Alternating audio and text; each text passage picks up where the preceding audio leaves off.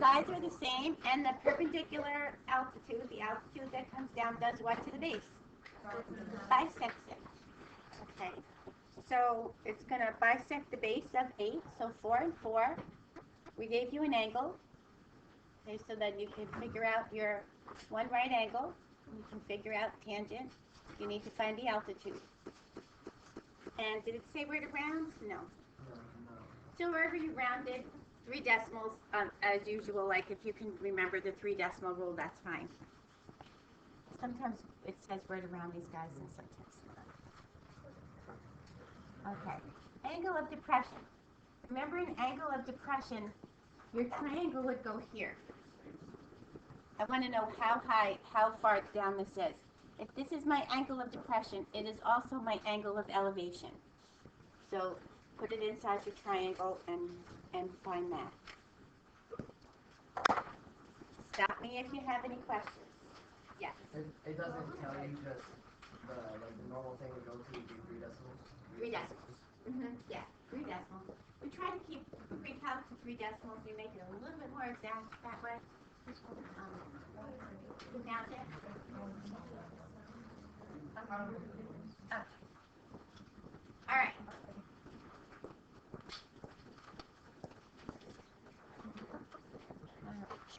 Guys, let's have it quiet.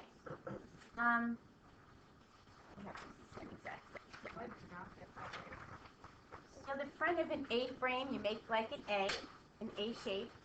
Has the shape of an isosceles triangle. Sides are the same. It stands 28 feet high, so that's the altitude. That's a perpendicular line. And 20 feet wide. Cut it in half, 10 each. What is the angle of elevation of its roof? The angle of elevation is when you're standing down here and you're looking up at the roof. That's the angle of elevation. So again, cut your base in half. There's your altitude, how high it stands, and you have a tangent function for finding this angle. And my angle is 70.346. Again, I don't know why this always does this, but we okay with that? Sometimes the hardest part is drawing it. So like, you need to like transform every picture or whatever to make sure it has like a right angle? Well, because this is right triangle trig, yeah, it's going to come out as a right angle. And any isosceles triangle, as soon as you drop that altitude, any altitude is a perpendicular line. I left the answer just 70.30 because it didn't say. Yeah, normally just go 3 decimal places, rule of R rounding, God bless you. But as long as you rounded and you got the right routine, I'm fine with that. Normally we just say 3 decimal places and we're good. Like in precalc, it'll never say reduce your fractions, it'll never say reduce your radicals. That's a given. Anytime we do that, you have to always reduce fractions, reduce radicals. Normally we go exact values. If we don't go exact values, we go 3 decimal places. This one, not so bad. Bring this out. There's a 9.5 degree angle in this incline right here. I've made a separate triangle in case this was hard to see. Your hypotenuse was 4. So if this is your angle of reference, this is your opposite, this is your hypotenuse. There's your sine function. Everybody good with that? Did it want it in feet? Yeah, probably no, because they were just probably using miles. Whatever they use, keep it in the same denomination. So they gave it to you with miles. For the next 4 miles, I would just do it with miles. If you change it to feet, that's cool.